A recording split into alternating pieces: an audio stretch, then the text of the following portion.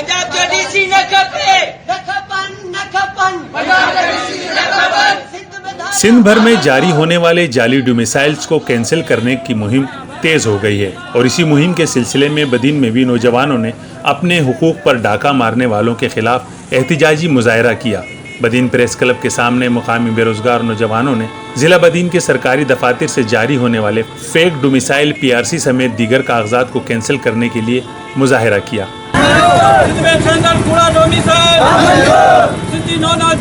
जाली डोमिसाइल का मामला सोशल मीडिया समेत सिंध भर में अहमियत हासिल कर चुका है। नौजवानों ने मुतालबा किया कि फेक डोमिसाइल PRC और दीगर कागजात फौरी रद्द करके मकामी नौजवानों को रोजगार फराहम किया जाए ताकि नौजवान तबका मायूसी से बच जाए और उनके घर का चूल्हा भी जलता रहे। ये मुजाहरे बदीन के मुख्तलिफ शहरों राजू खानानी, मातली और तराई में सिविल सोसाइटी की जानिब से किए गए।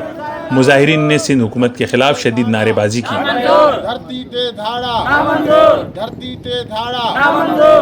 मुजाहिरीन का कहना था कि सिंध के मकामी अफराद और अहल नौजवान मेरिट पर भी मुलाजमत से महरूम हैं, मगर बाहर के लोग जाली तरीके से मुस्तकिल मुलाजमत हासिल कर जाते हैं।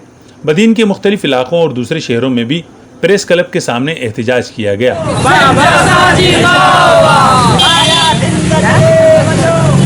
इससे पहले सिंध में दीगर सूबों के शहरियों को जाली डोमिसाइल बनाकर देने के मामले पर सिंध हुकूमत ने इंक्वायरी कमेटी तश्कील दे दी। तर्जुमान चीफ सेक्रेटरी सिंध का कहना है कि सिंध में जाली डोमिसाइल बनाने पर हुकूमत सिंध ने काजी शाहिद परवेज की सरबराही में कमेटी तश्कील दे दी है, जिसके सेक्रेटरी GA सईद अहमद मंगनेजो और director PRC board of revenue Nazir Ahmed Qureshi member होंगे। कमेटी तमाम शिकायत पर इंक्वायरी करेगी, जाली डोमिसाइल और जिम्मेदारों का तयन और कार्रवाई की सिफारिश करेगी, जबकि कमेटी 7 रोज में चीफ सेक्रेटरी सिंध को रिपोर्ट पेश करेगी। कमरुर रहमान, जसारत न्यूज़, कराची।